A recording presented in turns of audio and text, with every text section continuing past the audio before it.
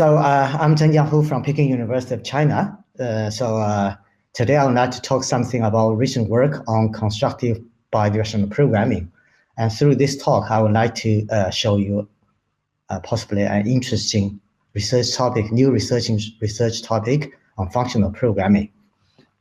I would like to start with the explanation of what this title means, constructive bidirectional programming, and then talk about the problem we want to solve and explain some solutions to the problem, to the questions. Okay.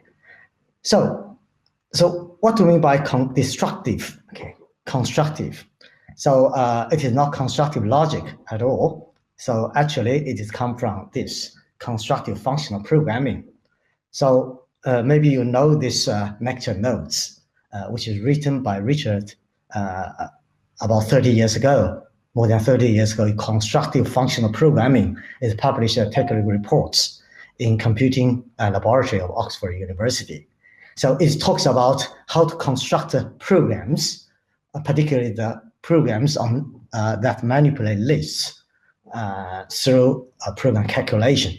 It provides a list of theories for doing that.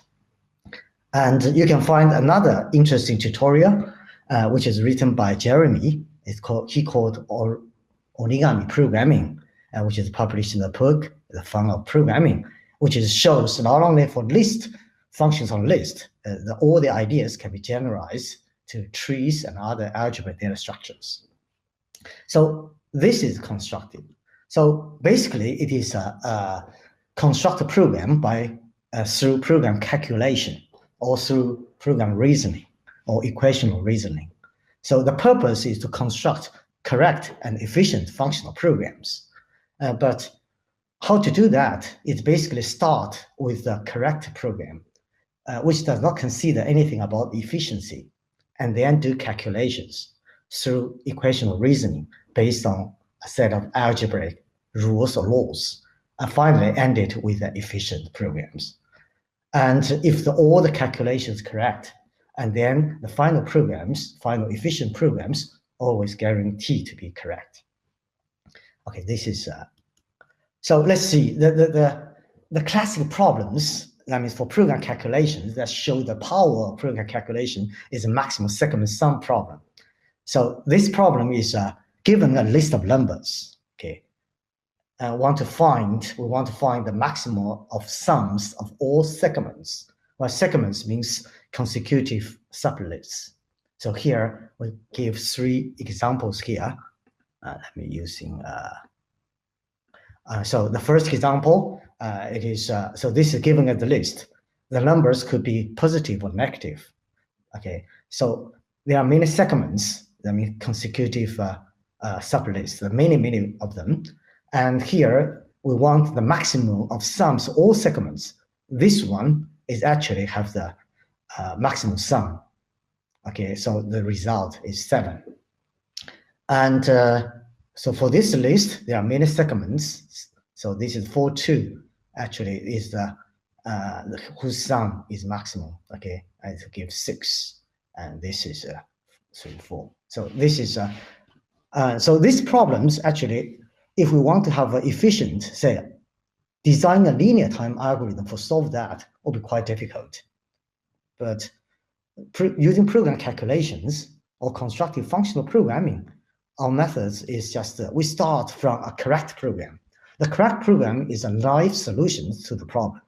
For example, for such kind of problem, we don't consider anything about efficiency. We just do these 3 steps. We first enumerate all segments, give a list, enumerate all the segments, and then we just compute sum for each segment. And finally, we calculate the maximum of all the sums. So this would be quite simple. You just compute all the segments, and this is, say, map sum. Okay, compute for each segment, compute the sum. And finally, this means compute the maximum using the reduce operator or fold operator to do that. So the good thing is that this is quite easy to understand, although it is quite inefficient, because if you analyze this program, you'll find it's a cubic algorithm, okay, which is not what we want. but it is quite obvious, correct? Okay, it is a straightforward solution. And it's described using these kind of quite interesting operators, okay, higher order operators, which enjoy a lot of nice algebra properties. And then using that, we could do calculation. We could start from the program, which is MSS, which is, if unfolded, this is the initial program, okay? And we through this calculation, that means equational reasoning, and finally we come up with this program, which is correct and also efficient. This is a linear time algorithms, which is efficient. So this is a program calculation. I think the research provide this kind of methods. Initially, I think for people to calculate, human to calculate efficient programs from specification. And later, actually, this kind of program calculation can be useful for optimizing functional programs via a compiler. So this is a structured functional program. I call it structured functional programming. So in practice, you could using these kind of high order functions to write programs while avoid using arbitrary recursive definitions. So this is one paper, so I really recommend people to take a look at functional programming with bananas, lenses, envelopes, and barbed wire by Eric Meyer and others. So this tell you when you write programs, you could use these kind of important high order functions, which is what we called the first is actually is a fold, or he called bananas. This is bracket looks bananas. It's a folds or catamorphism, and it's dual anamorphism or unfold. And the composition of these two is hydromorphism, or finally is called paramorphism. But all this, the essential part is this fold, right? Because this is dual, this is a composition of these two. This is actually a tupling of the, you can tuple anything with the identity functions, you come up with a homomorphism, catamorphism. So not only, so this is you say that use this, you can write programs in a very concise way. And it is also shown that this fold, this kind of methods can be mechanicalized, can be implemented, could be in a compiler. So this is one work, a fold for all seasons by Tim Sheard and others. And I think this is quite interesting work, a shortcut to deforestation, where you want to fuse the programs, could be done automatically if you use this approach, could be quite effective. And we also do some works show that even for any programs, you can structure the programs in such kind of form that later can be fused using this kind of calculation approach. So this is one thing we call constructive, but the constructive functional programming. And well, the title is Constructive Bidirectional Programming. Later, let me explain a little bit things about bidirectional programming before I talk about the problem we want to solve. So bidirectional programming is, well, as opposed to a unidirectional programming, right? Unidirectional computing. Usually we have a program here. We usually have an input and give me an output. So this is a usual program. Usually it's called unidirectional computing. And it's unidirectional computing means this output is just read only. It produces output for you to see, okay? But you cannot change that. But bidirectional programming is try to relax this condition. But let's see some useful applications first. For example, here you see the double arrow here. You see we have a lot of places when we need to do data synchronization. So for example, I have calendars, calendar in Google Calendar, and have a Windows Calendar. We want to synchronize these two. Or calendar, different devices, we want to synchronize these two. So this is not just to go from this to this side, also this side to this side. For example, you define small systems for small watch. Well, small watch actually is synchronization of configuration file in this watch with the environment context information. You synchronize these two and then make it become smart. And for bigger system like system interoperability. For example, you have this is smart city.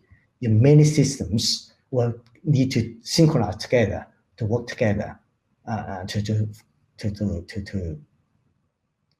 realize one task. Okay. So bidirectional programs is as opposed to unidirectional is for unidirectional go input and give me output, but bidirectional programs say this output is not, sorry, this is the put, it should be output. So it's not just for read only, it can be modified, so it can be changed, and this change data on output can be reflected back to the change of the input. So through this, I write this as lens. It goes through here and also can go back. So output is not just modifiable and can be reflected back to the input. So actually this idea, this bidirectional computations is not that new. It is quite old, I think in the 80s, where in database community, they want to solve they call it the view updating problem. What this problem is actually, they say, I have a huge database. I want to do modification over this huge database. How to do? It's quite difficult to find a place because it's really huge. Find a place to update that. So in order to do that, the one idea is that you first using query to extract the place, the information you want to modify. You extract it out, come up with a small view. And over this small view, you could do modification. And then you put back, you reflect these changes to the database. So this called view update problem means I update the database through the updates of the view. So there's quite a lot of work about this. So this kind of origin from that and becomes quite popular, I think, since the pioneer work by University of Pennsylvania group. They provide the lens framework or some bidirectional transformation. So he said bidirectional transformation basically consists of a pair of transformation. One is get. Get is a forward transformation. Go from the source to the target or to the view. Okay, this is a function. And then this target could be modified, say, to a target prime. And then they have another function called put, which put is to reflect this change over the original source to a new source. So the function get is like general purpose unidirectional function, where the put back means accept the original source, accept the updated view, and produce an updated source. This source is necessary because when this get is non-injective, you need the information to recover information this side. Okay, let's see one example. Okay, so this is one simple example. So a bidirectional transformation, it is actually can be defined by two functions. One is get, another is the put. A get is go from the source to view. Okay, sometimes I write target here. A put, they give me original source, update the view, produce update source. So for example, here I write one bidirectional transformation. It is synchronized between a rectangle and its height. So rectangle is represented by its width and height. So I want to synchronize these two. So how to synchronize that? So it is based on get function and put function. So get function just give me a rectangle, which is a pair, representing the width and height of the rectangle, and return its height. So this is quite simple. When I do put back means I have original source here. Suppose I change the height, the height view becomes h prime. How I can update the original source? Now here, one strategy is that I just see the ratio of the change, and I change the width and height with the same ratio. Okay, so this is one synchronization methods, synchronization algorithms between these two. Certainly, this get and put, not every pair of get puts are well defined, are good. they must satisfy certain property. The property here is important property called round-tripping property. So basically called get put and put get. So get put means you produce a view, but you don't do any change, and you put back over the original S should not change S. Okay, that means no change on the view should come with no change on the source. Another is put get. Well, put get means all the changes of view should be reflected the source. In a sense, I can recover this view through the updated source. So I put back the change on T on S, and then I can, if I get it, I can recover this T. Okay, so these are bidirectional programming is actually say how I can give me problems, how can construct this pair of get and put. There have been many languages being proposed to help people to develop such kind of pair of get and put.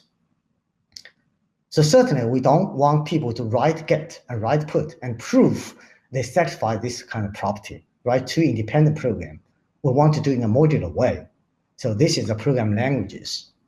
Before I explain the program languages, I would like to say that the important properties of this kind of lens framework is that it is compositional. In a sense, if you have a lens between bidirectional transformation, we call lens, okay, between A and B, synchronize AB, and another lens between B and C, synchronize, and then you can define a composition of that to synchronize between A and C. So the definition here. So the forward is quite straightforward. The backward is also not so difficult, not difficult to understand. So this is quite important. So you can divide the big problem into smaller problems and compose them together. Now back to the language. Okay, so we don't want the people to write really for big system two independent get and put and prove they satisfy round-trip property. Rather, we want to provide language to construct these bidirectional programs through compositional way. Write a single program. Okay, so there are basically two kind of approach. One is called gate-based approach. The gate-based approach means I let people to write the program, write get. I equip this get with a put semantics. Okay, automatically predefined, give a predefined put semantics so that they form a bidirectional transformation. I think the lenses actually have been in University of Pennsylvania. They talk about the lens for trees, domain-specific language for synchronization of trees, table synchronization, even string synchronization. And we actually also do some work where we say we don't need to define some new domain-specific language. Rather, we can use the existing domain-specific language. For example, for XML transformations, we know there is XSLT. We can see how we can bidirectionalize such kind of language, means give the backward semantics for that. Then we can get the same effect. And we also do something for graphs. But this is one problem with this approach is that you write get, we automatically derive a put, okay? But the put, actually for one get, there exists many puts. It's quite difficult to say which put is better. So the automatically derived put may not be one you want. So this come up with another approach called Putback-based approach. So Putback-based approach, we have been working this for several years. So it is say, ask people to write put, we automatically derive get. Good things is that this get, if put is well defined, this get will be unique. In a sense, the behavior put determines the whole synchronization behavior of the whole system. So we also design the language for trees, for graphs, and also for tables. So, but this is so far, you see, none of the work have been focused on describe bidirectional transformation. But there is one problem that we want to solve. Actually, this is a problem we want to solve. One open problem is that this is actually from the Foster's paper, and it is asked, is there an algebraic theory of length combinators where we can reason about bidirectional programs? We can do optimization of bidirectional programs. So this is so far very little work has been done for that. So we would like to see whether we can solve this kind of problems. So this is the problem we want to solve. And so constructive bidirectional programming is want to solve these problems by using program calculational methods. So we want to see whether we can reasoning about bidirectional programs or whether we can do calculation of bidirectional programs to derive, to obtain, to optimize bidirectional programs. So following the constructive functional programming approach, we start from a correct bidirectional program. And then we want to do calculations based on a set of algebraic rules and laws. And hope finally we can have an efficient bidirectional program. So this is what we want to do. Of course, here, how to describe bidirectional programs in a nice way, how to develop algebraic rules and laws, and how to do calculations. So before that, let's recall what we have done for unidirectional cases. But before that, let's see running examples. Okay, sorry. Now let's see this running example. Suppose you are asked to design an efficient bidirectional program for solving bidirectional maximum segment sum problem. You see, I add bidirectional and just want to solve that problem. So the problem is given a list of numbers. I want to synchronize the maximum sums of all segments with the list of numbers. Okay, this is the one we want to do. For example, and we have seen before, this is for this one, this is a maximum number for that.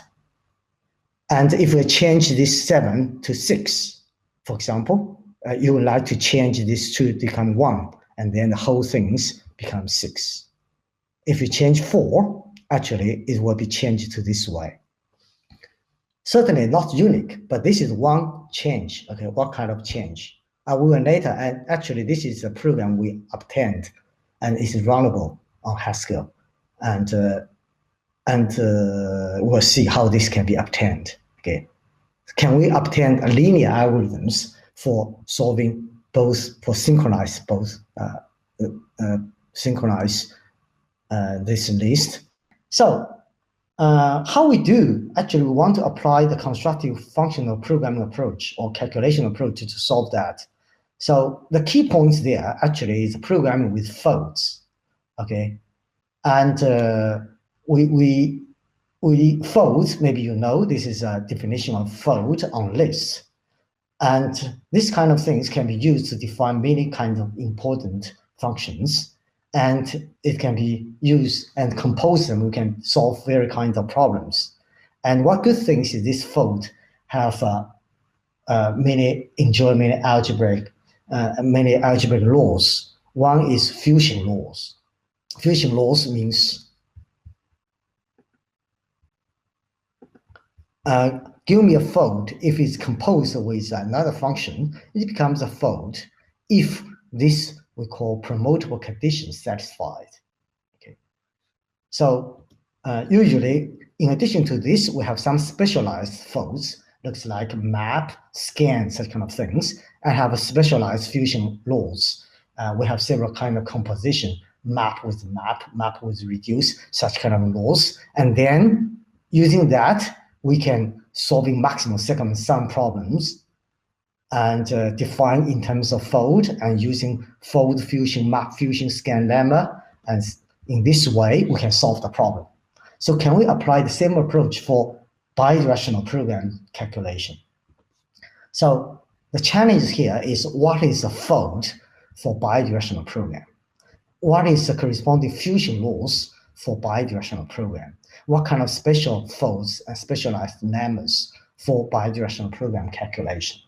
Okay, and would it be powerful enough for us to obtain linear synchronization algorithm for solving bidirectional maximum sequence sum? So we start from fold. So this is a unidirectional fold. Okay, so this is a quite standard fold, but in order to show how to go from fold to bidirectional fold, we call bfold. First, let's combine these two into one, because f and e actually can be combined as one function, which is from either unit AB to B. Okay, then accept A to B. The reason for doing this is that we want to define a fold R as homomorphism, okay, from one algebra to another. Okay, so this is go from this to this is just a standard transformation. Okay, it is just the folded homomorphism between two algebras. We change it to this because this will be helpful for us to come up with a bfold. So this is a this is a fold R we have seen just now. So bidirectional version of fold R is just give me, this is algebra unidirectional. We make this unidirectional becomes bidirectional algebra. And then we want to have a bidirectional transformation between list A and B. So this is the bfold. Give me a bidirectional transformation between this one and this, and then we will produce a bidirectional transformation between list of A and B. Okay, so this bfold accept the algebra, length algebra, and then produce a bidirectional transformation over this. So for forward transform, get G is forward transformation. Forward transformation is just the fold R, just this fold R. So our bidirectional fold R is an extension of the traditional fold R. For forward is exactly the same, but this algebra, sorry, this should be LA, okay, is just to get forward parts. So either AB, unit AB to B, okay. And the putback is give me a source, original source and a view, produce updated source. So it produce updated source. You could consider this as an unfold. It's for produce the source. Okay, this is a definition of that. And because of time, I just show this is a fold R, this is the unfold. You can define that way. I will use example to show what it looks like. So this is, if I don't write unfold, it's actually just this recursive function. Let's see one example. Suppose this is the maximum. This 9 is the maximum of this list. I want to find bidirectional transformation between these two using fold. How can I define that? For example, suppose I change 9 to 4. How I do reflect this back to this? I can use bfold, bidirectional fold, to do this. The idea is that compute this to this, actually this synchronization through this composition. First, it is actually recursively compute this becomes 9, and then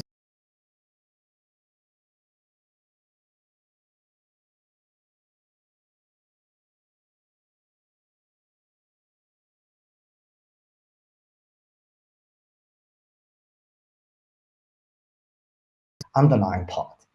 So how to do backwards? If I change 4, I just define how this 4 should be changed, should be reflect back to 3 and 9. And then I do recursively put back this to here and recursively do put back for this part.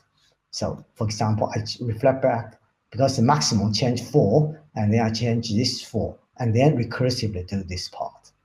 So this is, if I write in a bfold, it's just algebra is just a synchronization between this, and then all others are automatically obtained. So you just define the algebra, which is between, not recursive, this with the int, and then you can come up with a bfold. Okay, and you can define bidirectional filter. For example, I want to synchronize a list with all the even numbers. I can do this. Okay, so I will not because of time. So we define the bfold. Now can we have a fusion law? Yeah, actually, yes, it is. So it is. This is a satisfied uniqueness because our bfold is defined as a fold using fold and unfold. We can use that to prove this kind of things. L, a length, is a bfold if this satisfied. This semicolon means first do this and then do this. Okay, composition is this is input go from here and then do this first, and then the result goes through this L and the output. Well, this is a bidirectional composition. This in is a constructor because it's an inverse with bidirectional programs. Composed with L is equal to, well, maybe I write this F list is a functor. Okay, actually distribute this L. Sorry, this should be L. Okay, this should be LA. Sorry, and then, well, this is just satisfy this uniqueness, and then we come up with this fold fusion. Say a bfold. First, we have bfold and compose with L. It come up with bfold. This is exactly promotable conditions over the bidirectional composition. Okay, so you could do that. So this is one example. For example, just now we have seen this is example. Say synchronize all even numbers, the maximum of all even numbers. Give a list. The result is maximum of all even numbers. Okay, I first filter even and then compute the maximum. I do this, and then I can combine these two bidirectional programs into one bfold like this. So looks like we solved the bfold and solved the bfold fusion. Seems we have solved the problem, but actually it's not. There's a partiality actually breaks modularity. What do you mean by that? Look at these examples. We first filter all even and then compute the maximum. Okay, we want to do bidirectional transformation between a list and the maximum of all the even numbers. So this is first this will come up all even numbers at 6. So for this, if I change this 6 to 8, if I reflect this to 8 here and then 8 here, looks good. But this might be maximal if we have this behavior. This is just the maximum of this one is 8. If I go back, I also change this 4 becomes 3. Well, this is for B maximum, it's possible. This is a possible putback. If user implement this way, then suddenly you are stuck. The thing is that this is not in the range of the B filter even. That means going from here, forget for forward transformation, here must be more even, all even numbers, but this have some odd number. Certainly it is out of the range of the get, so it cannot be put back. So it was stuck. Means this kind of programs, you want to solve this problem, you may be stuck where you cannot come up with successful bidirectional programs. So this is one thing that we need to solve. The changes may not be successfully propagate back through the composition. So in order to solve these problems, we actually need to do some extensions we call contract length. I will go very quickly about this. So contract length is just the length get put augmented with 2 conditions. One is the conditions on the change on source, old source and new source, and the change on the view. And this is say, this kind of change say what kind of change allowed on source, what kind of change are allowed on the view. And the put should be accept a source and accept a view which is satisfied this kind of CV, this is an update condition, and will produce a source satisfy the source condition. So with these two things, certainly we have certain properties.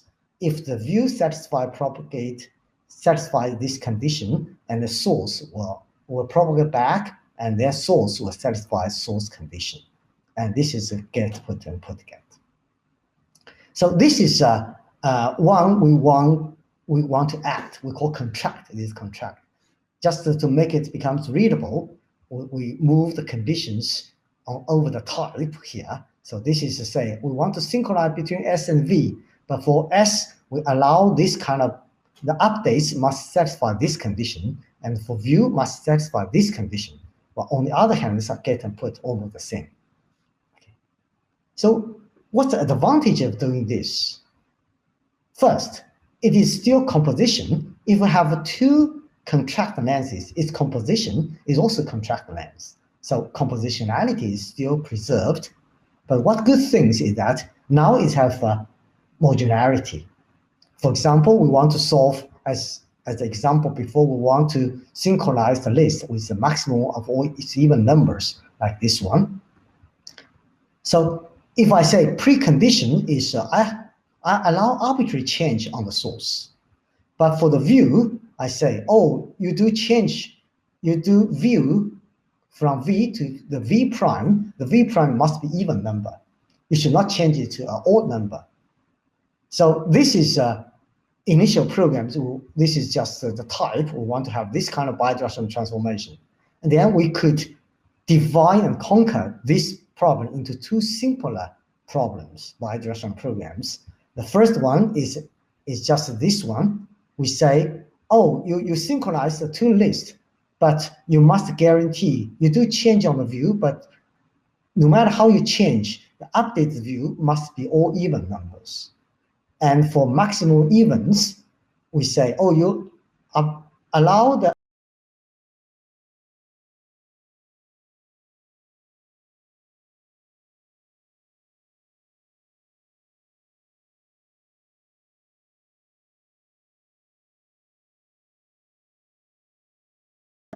write bidirectional programs for each one and then compose them together.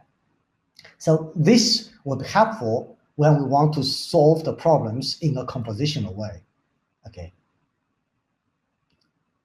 So certainly it is using this because you have condition here, and some condition make bidirectional transformation become very easy to write. Okay. For example, you have a list here. This is result is the initial list, okay, all initial segments of this list. So bidirectional version, I allow change here and reflect back here. Certainly, you cannot change out in arbitrary way. It may be out of the range, but I can put the condition here. For example, if I put the condition for the source, I allowed it to be changed, but the length should keep it. For the output, I'll allow it to be changed, the length should not be changed, and all the elements should, this view, you could be changed, but for the last V prime, you should the same as in these. So the whole list can be reproduced by this one. So this is a very, very strict condition. Then you can do that. And with this, you see, the bidirectional transformation for this, for forwards, just in this. For backwards, I just return, for view prime, I just return the last elements of view prime. So I think the time is 5 minutes over, and I just skip other examples, and I show you can construct rules now. So for example, you have scan Lambda. For unidirectional case, you say you do first do inits and then map fold, then you come up with a scan. Similarly, for bidirectional case, now you can say I have bidirectional inits, I have a bidirectional map. Well, I couldn't have time to explain this. I skipped that. You can bidirectional scan. Now let's go a bit quickly. So for the whole challenges we actually solve, we define the bidirectional version fold, the fusions for that, and actually we developed map fusion, scan lemma, and Horner's rule, which was developed for unidirectional cases, and we moved that to bidirectional cases. Now, let's return back to this application, the problem we want to solve, the bidirectional versions of maximum segment sum. So we can start with a specification. So we start from a correct program and then do calculation. So we start from specification. For forward computation, which is just a standard, as we usually see, we compute the initial segments first, and then for each initial segment, we compute tail segments, and then actually we'll come up with all segments, and then we compute each sum and compute the maximum, and finally the whole thing's the maximum of the maximum. Okay. And this is just for forward. We still need to add backward. So this is still in the specification. For backward, we need to see what kind of change are allowed. So the change for the source is a list. We don't allow, suppose we say, oh, the source should not be empty, okay? And you do change, the size should not be changed. But for the output, you can change arbitrary way you want. So you want to derive a bidirectional program for this kind of specification. And for unidirectional, now we add several conditions for the change in bridge this bidirectional transformation. Okay, and then we develop bidirectional program for each part. So I write in this way using a bidirectional map. Okay, and like this. And now you can do calculation now. So maximum segment sum, you do first like this. You do fusion laws. This is a 3 map. You could merge them into one B map. Inside, they compose together, and you can apply Horner's rule. You come up with one fold, and then this one you can use scan lemma, come up with scan, and finally you got a linear synchronization algorithms for solving bidirectional maximum segment sum problem. Okay, so let me go to summarize the word talk. So this talk is want to solve the open problems, how to optimize, how to calculate bidirectional programs. So our ideas is constructive bidirectional program, combine the techniques of program calculation techniques for bidirectional programming. So the challenge is how to define bfold fusions, and a lot of specialized rules, how to develop that. So we propose the contract lens, which will be helpful to develop all these things. We show the power of this approach through the calculation of the bidirectional, to solving the bidirectional maximum segment sum problem. Okay, that's it. I'm sorry about the internet problems. That's it. Thank you very much. Thank you very much. Maybe 2 quick questions. Peter was here since a while with the question, and John has several questions. If you raise your hand, I can give the floor.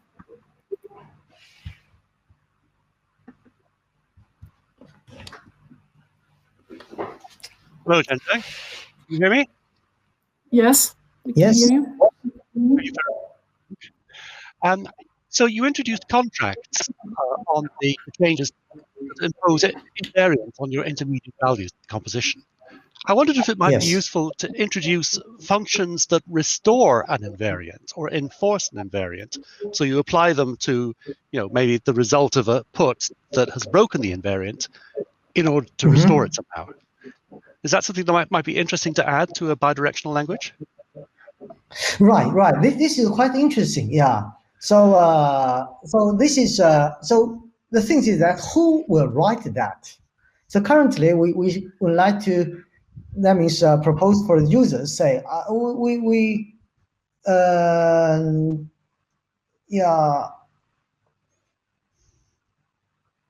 Right. I haven't thought about that yet. So just we think that means when we write a specification of problems, we want to decompose the big problem into smaller problems and make the small problems as concise as possible. So now we ask users, we make it explicit about the contract. Then you need to, then when you develop bidirectional program, you need to satisfy it. Certainly, you are right. If it is not satisfied, if you can write restoring functions, then basically you develop programs to say, oh, if it's out of the scope, I have a way to make it be able to, make it fit to this framework. This is possible, but I haven't thought about that yet. And okay. I don't know how that would be. That means when the calculation rules can be easily developed if we have that restoring functions. Okay, thank you. Yeah, thanks. Maybe a quick question from Michael. Yeah. Hello. I see that with multiple steps, you can easily see that some inputs disappear in non-transparent way. I wonder how you propose to debug such longer bidirectional programs that after a few steps, some of the values disappear and you wonder why they do so. What would be your methodology? So you mean debugging of this calculation or debugging about the final program? Yeah, debugging of the final program, because basically you use the parser, say, or pretty printer, and you try to find, bug in because you make the program more complex than the function. Right. So for this kind of approach, usually we would encourage users to debugging the programs on the initial straightforward program, and the user should trust the systems, trust the calculations, and if the initial correct, the final should be correct. Okay, so debugging should debugging on the initial program, not on the final program, because final programs is usually very complicated. It's quite difficult to understand. Yeah.